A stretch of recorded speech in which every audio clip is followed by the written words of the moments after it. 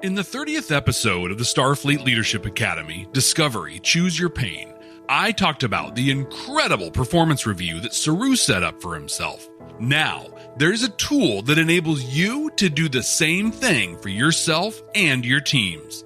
For your free copy of this tool, visit starfleetleadership.academy and join the mailing list. You'll not only get a free copy of this incredible tool, but you'll also hear about other cool things going on with the Starfleet Leadership Academy. Visit starfleetleadership.academy today and get your free copy. Welcome to the Starfleet Leadership Academy. Leadership development told through the lens of Star Trek. Your host, Jeff Akin, is a 20-year veteran of the public and private sectors in management and leadership.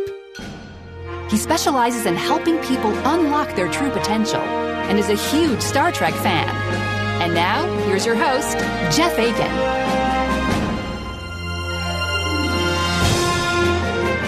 Welcome. Thanks for joining me today. Have you ever been worried or even afraid to tell your boss you're getting a new job? I know I have. In fact, I avoided opportunities because of a toxic work environment before. I'm excited to talk about what you can do to not only make the people you work with feel comfortable doing this, but even doing it in a way that encourages people to try new things out. Let's do it.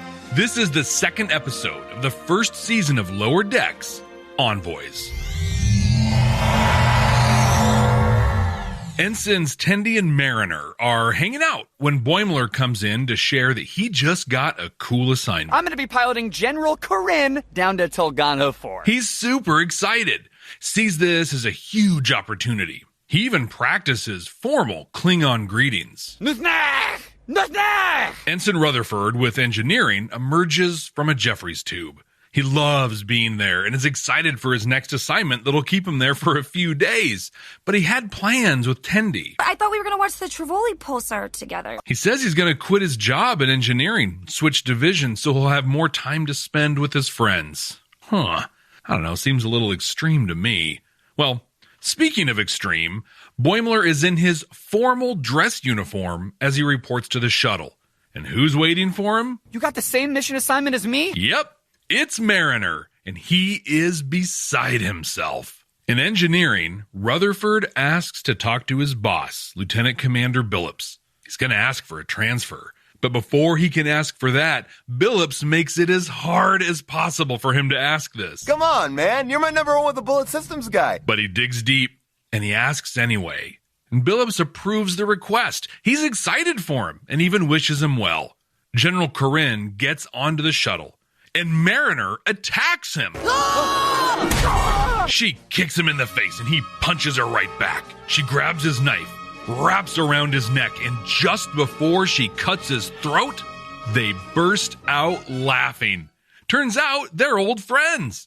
Boimler's upset as they swap stories, sing, drink blood wine while he pilots the shuttle. Corinne insists they land in the Klingon district instead of the Federation embassy.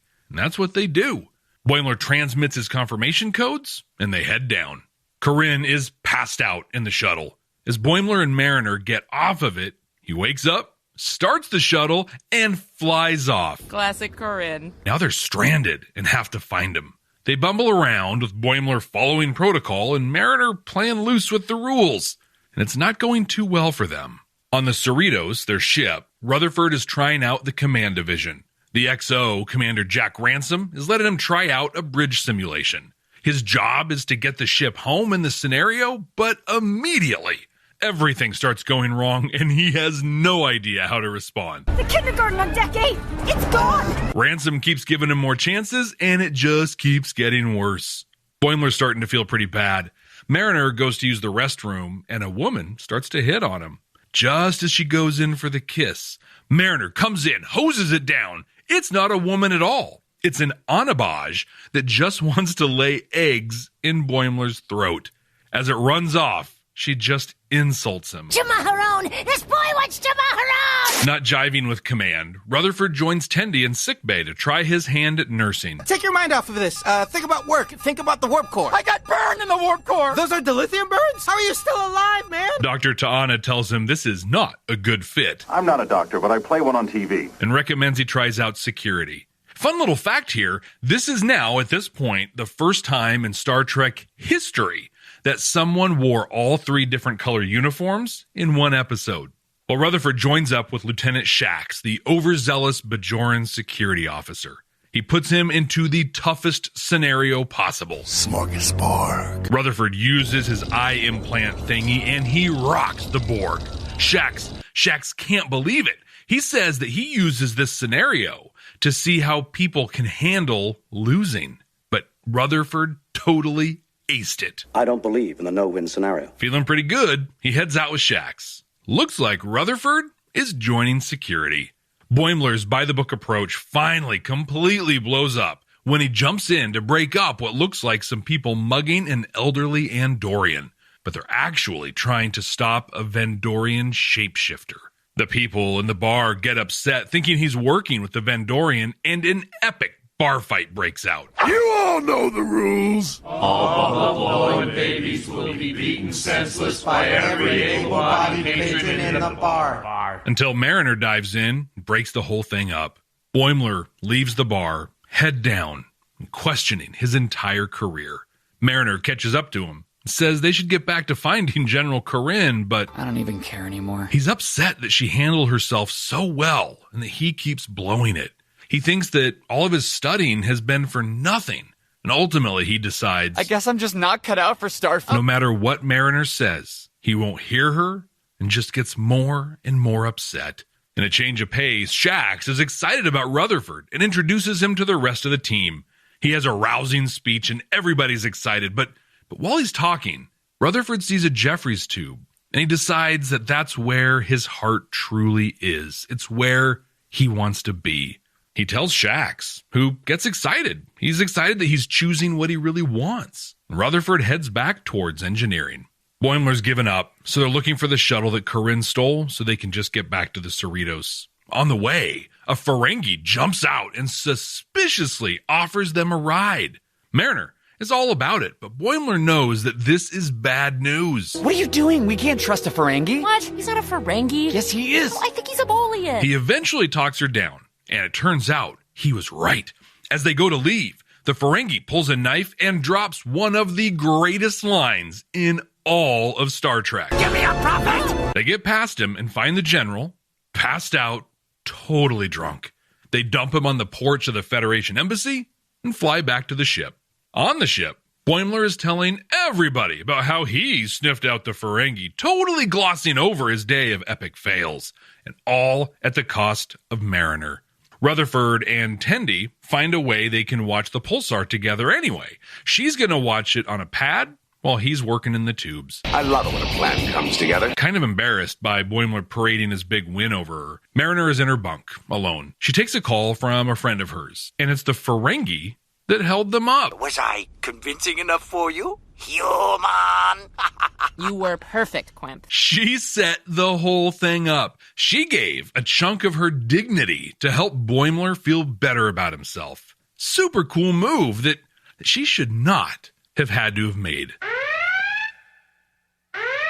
This is one of my favorite episodes of Lower Decks. It's hilarious, has really cool character moments, and some invaluable leadership lessons. On top of that, it's got Tom Kenny. Kids always want to learn how to do the SpongeBob laugh. You just move your hand up and down on your neck and rattle it around, you know?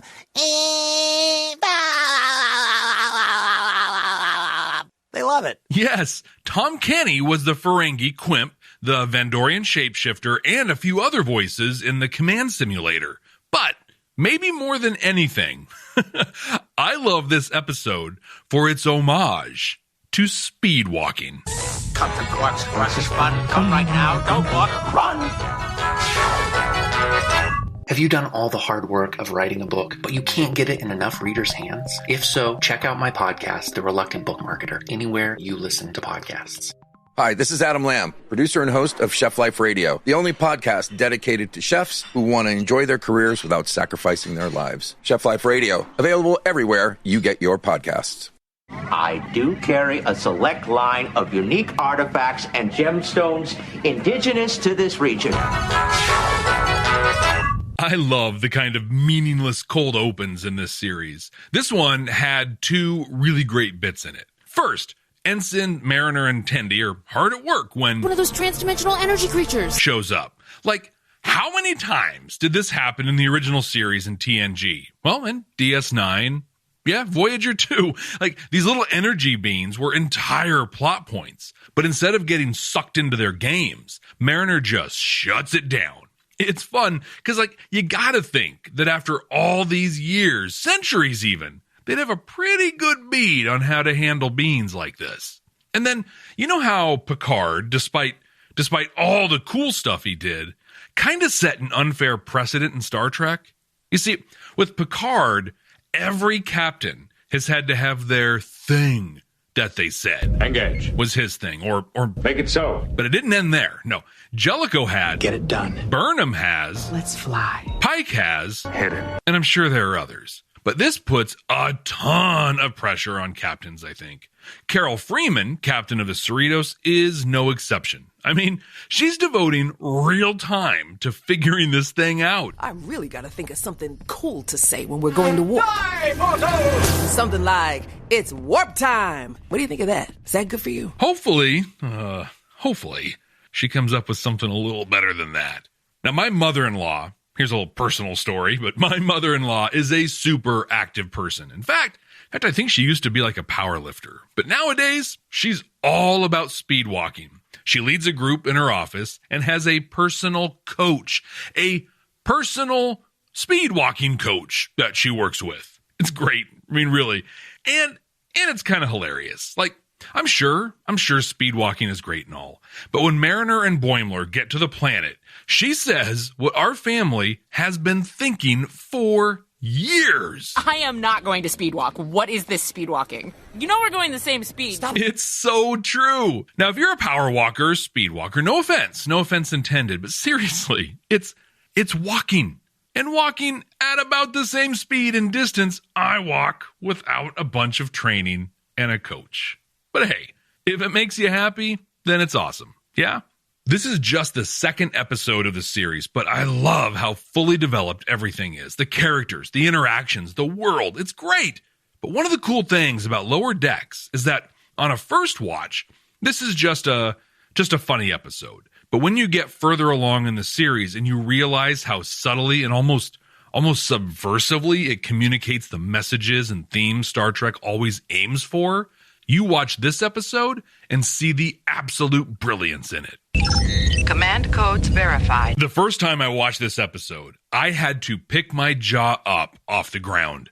I could not believe how blatantly they showed a positive, supportive culture that is focused on the development of every single person on the team. And not only that, but they were able to make it into a punchline because it is so very much the opposite of most organizations today. I'm going to talk about what happened in this episode and the cultural leadership that can make this happen for you and your teams as well. And because this is Lower Decks, we also get an opportunity to touch on our toxic dominant culture and how even in a show that's taking it head on, still uses it for laughs. But before any of that, I get to hit on the topic I covered in DS9, Playing God, the value of experience over education. But thanks to a mission gone wrong, we get to see how important they both are and how one doesn't necessarily replace the other. The Starfleet Leadership Academy is supported by listeners just like you. Click the link in the show notes to support this podcast. Back in the Starfleet Leadership Academy episode, DS9, Playing God, I kind of railed against formal education for leaders and managers. I talked at length about how people that want to lead and manage are better served by getting to work and doing the stuff rather than sitting in lecture halls and listening to professors talk about the theory of constraints or CPV, right? Customer perceived value.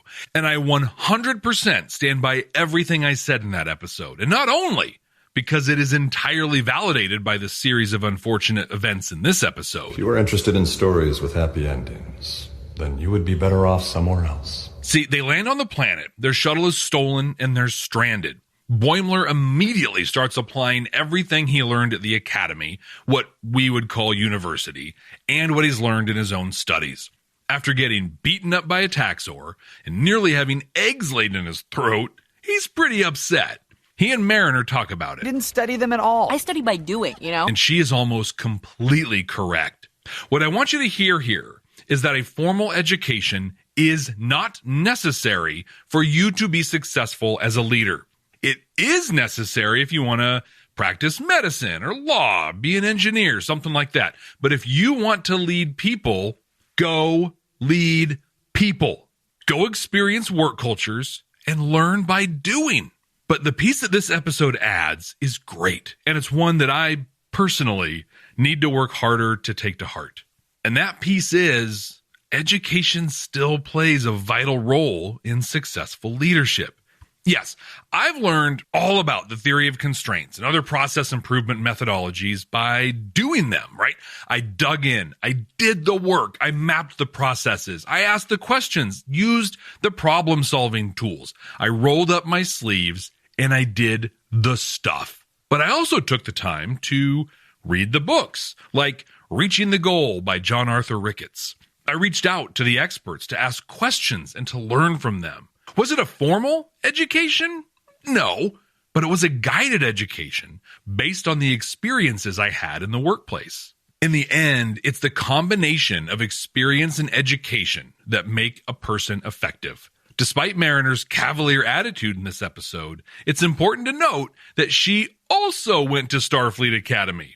She also has a formal education. She just chose to expand on it by doing things instead of reading more books like Boimler did, or by spending more money on a graduate program, for example, that far too many do. I know that the most intelligent way to start making a lot of money is to find a way to get at least $100,000 in debt before you even begin making money.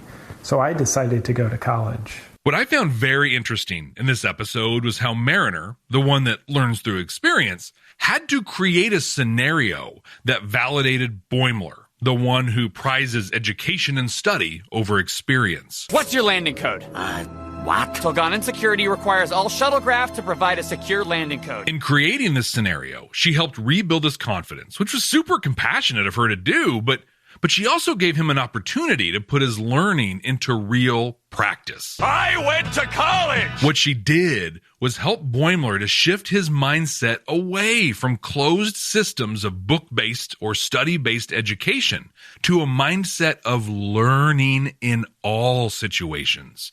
She helped him to experience how his more formal education could be practically applied. So if you're a person with more experience and are working with people right out of college or new leaders without a lot of experience, it's up to you to create and open situations where they apply their learning to those practical applications. Here, Mariner calls a friend and fabricates a whole scenario. Now, I don't really recommend you do that. Like, all you have to do is let them dive in. Let them participate in tasks that will give them experience. Then, later, let them lead those tasks. And eventually, they'll be doing the same for the people around them.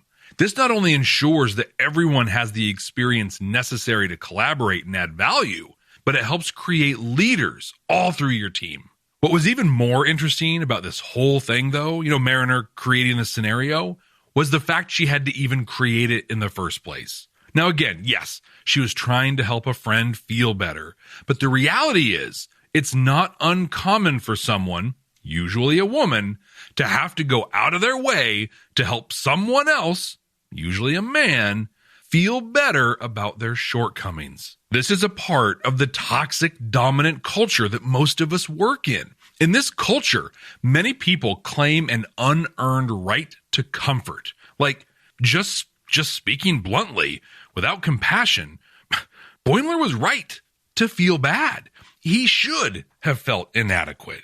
He was unprepared for the situation that he was in. Now, someone with an abundance mindset that sees opportunity instead of scarcity would have felt what Boimler felt, but then would have been motivated to work to improve themselves. Boimler decides to quit and become a bug scientist. Caterpillar into chrysalis or pupa.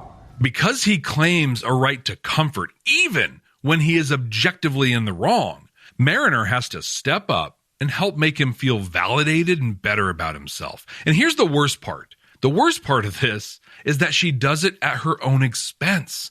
Even without the part that I'm going to talk about here next, she still had to make herself look incompetent just so Boimler would feel competent. That's bad enough. But then, even after promising her that he'd keep this all a secret, he publicly humiliates her so he can continue to feel better about himself. Hey, so you think maybe fun idea we could just keep it between us? For sure. We're in a circle of trust. This is a shuttle of silence. So the Ferengi's right there, and I'm like, Mariner, we can't trust this guy. He's a Ferengi. And then she says, get this. She says, oh no, that's a Bolian. He not only claims a right to comfort, but blatantly does it at Mariner's expense and does it by straight up lying to her. Now, this is all terrible, and I'll share the wildly complex way to avoid this here in a minute, but I have to call the episode out here. The episode plays this off like she's happy to have given up a piece of her dignity for him. Taking one for the team, you know? But the team is just Bradward Boimler. And even if it was generous and compassionate of her to sit quietly while he insulted her, he told her he would not do this. It's a total jerk move by Boimler. But something many people have experienced in the workplace here, like a boss or a coworker taking credit for someone else's idea, for your idea, and then talking trash about them, even if it's in a joking way, all to help prop them up in the eyes of others is absolutely never, ever okay. So here is my wildly complex two-part methodology for ensuring you don't claim an unearned right to comfort. You ready for this? Okay. Step 1, learn and understand that when you make fun of or put someone else down, it does not elevate you in the eyes of others. No, in fact, it does just the opposite. Now, step 2, don't be a selfish jerk. There. Super simple, right? Well, if it were so simple, this probably wouldn't be something I felt I needed to talk about. In the Starfleet Leadership Academy episode Voyager, Message in a Bottle, I go into detail about mindsets. But the people that behave like Boimler tend to have scarcity and victim-based mindsets instead of abundance and intentional-based mindsets. The shift between these is huge. But making the shift will all but ensure you don't put the emotional and social burdens on your coworkers to help you feel better about your incompetence. Now, if you work in an environment where this is the norm, where people are leaning on you to give them their comfort, it might be time to find somewhere else to lend your talents. You might also just be ready for a change, right? Or maybe for that promotion that you've been working towards. For some people, the biggest hurdle between where they are and where they want to be is their current boss telling them that they're moving on. Today I actually told my boss that I want to quit and that I found another place that I want to work for. Thinking about this, I actually have quite a few examples of this exact situation. I've worked for some pretty terrible bosses. Sorry, it all just kind of hit me there. But here's a quick story that you might be able to relate to. I had a boss that time has taught me was actually a pretty good person. They just happened to be a terrible manager. He was very controlling and micromanaged everything. In fact, one of our more controllable expenses was our HVAC. Like, it can be very expensive to heat or cool large spaces, right? Well, he implemented a report that we general managers needed to send to him every week with the schedules we had programmed into our thermostats. He wanted us to wait until the last possible second to kick them into gear based on their location. So I was in Disneyland. Actually, I was in line for Splash Mountain, and my cell phone rings, and it's him. He knows I'm on vacation. One of the assistant managers sent in the report like they were supposed to do, and he had some questions. He literally interrupted my vacation to talk about a 7-minute difference in the scheduling. 7 minutes. That's not really relevant to the story, so I'm sorry. But back to that. For reasons that you can probably pick up on at this point, I was looking for a new job. I'd interviewed for my first position in the public sector, and the hiring manager called me. She said they were prepared to offer me the job, but they needed to talk with my current manager first. You know, that whole reference check thing. Oh, well, I literally got sick to my stomach. I remember almost throwing up. I knew that the second he knew that I was even thinking about leaving, he'd make my life a living hell. But I had to do it. I had to make this change. I gave the hiring manager his contact info and I hung up the phone. I sat there, nearly shell-shocked. I took a moment to breathe and then got ready to call my boss to let him know to expect a call. But I didn't have to call him. He called me. They beat me to it and called him before I had a chance to. Now, the end of the story is awesome. I got out of there. I launched a very successful career in the public sector that I'm honestly really proud of. But for 2 weeks, as expected, my life was a wide-awake nightmare. His office was in another state, but he decided to come and work out of my location for the remainder of my time and through the transition period. Oof, it was rough, but it ended. And all is good. But the thing that I've learned is that I'm kind of an exception. I found what it took to suck it up those 2 weeks of absolute hell to buy myself more freedom in the future. And a lot of people don't do that. A lot of people feel that they can't do that. They end up wallowing in a job they're overqualified for or a job they don't want for far too long. It's such a common situation that Rutherford's entire story in this episode is a riff on that fear of looking to grow. It starts when he goes to his division officer, Billups. He gathers up his courage, walks up to him, and asks for a transfer. Now in the show, the lights dim. The camera changes to kind of show Billups like he's a villain. And then he says, "Are you saying what I think you're saying, Ensign?" And then it's all good. "Consider your request granted." Oh man, this is exciting. He actually celebrates Rutherford's decision. Ha ha ha! Oh, it's so hilarious. Right? Well, it's so hilarious that they go to the well a second time. This time, he's found a place that's excited to have him. Shax, the security officer, gives an incredible speech about the great work the team does and how great Rutherford will be as a member of the team. But during that speech, he realizes that his heart is in engineering. That's what he really loves. He tells this to Shax. And then, just like with Billups, the lights dim. The camera changes its angle on his face. "Not for me. What? My heart's in engineering. I'd like permission to leave the Bear Pack." "Rutherford, that is outstanding. Gotta be true to yourself. Am I right, Bears?" Hurrah! Oh, Bears! And again, the decision is celebrated. Our workplaces are so terrible that it is a joke that there are supportive managers out there. If you watched this episode and laughed at these scenes, just like I did, just like millions of others did, it's because it is so wildly implausible that a boss would be supportive of someone developing in their career that it is a joke and a punchline. Wow. This all goes back to mindset. Too many people have a scarcity mindset. You know, a really good way maybe to envision the difference between scarcity and abundance is this. You've probably heard that you have to fight for your piece of the pie or fight to get as much of the pie as you can, right? That is scarcity. There's only so much pie, so I have to be sure to get what I want. I want pie. I want pie. Abundance says, let's work to make the pie bigger so we can all have the perfect piece. When a manager comes from a place of scarcity, they would see Rutherford wanting to leave as them losing a piece of the pie.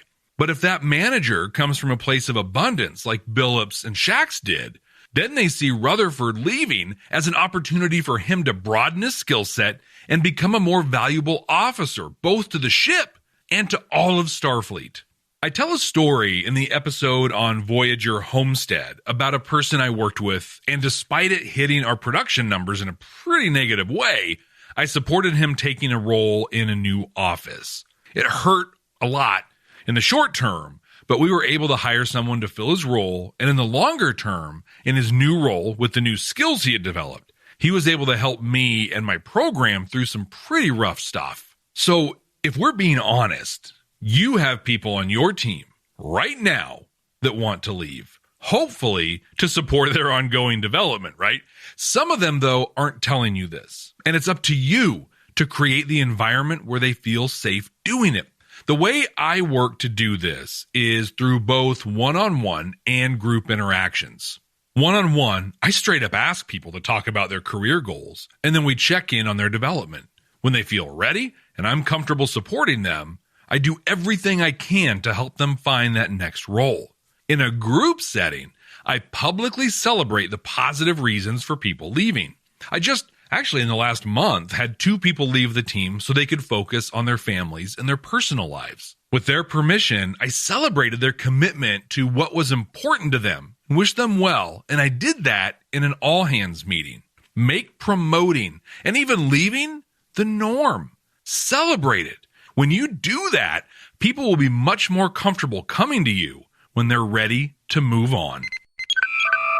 We have a few more 5-star reviews to share. Christine11 says, super fun way to go deep on leadership lessons and ideas. I'm not personally a Star Trek fan, but the show still resonates on deep levels. Thanks, Christine11. Disappointed and Ripped Off says, I used to be a Star Trek fan, so I'm loving the application of the theme. Thank you, Disappointed and Ripped Off.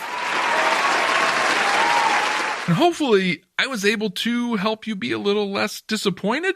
Wasim F says, this podcast is 100% worth the listen. I wanted to hear some leadership content.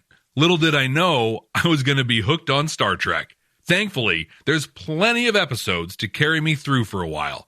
Can't wait to use the advice I learned as well as the Star Trek references at my business. Thanks, Wasim.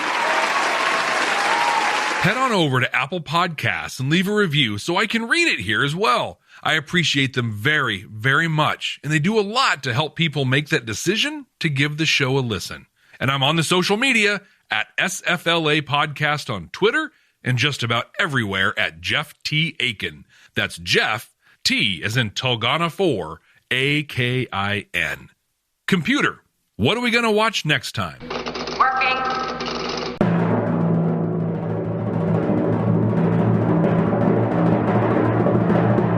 If you remember, a few episodes ago, we watched the Season 2 finale of Enterprise that kicked off the Xindi War arc. From there, I said that anytime the random episode generator came up with an episode from Enterprise's 3rd season, we'd take them in air date order so the story can, kind of make some sense. And that's what happened. So we're going to dive right in. The Enterprise has been in the Delphic Expanse for a little over a month, and we're going to see how things are going in the first episode of the 3rd season of Enterprise, The Xindi. And until then, ex Astra Scientia.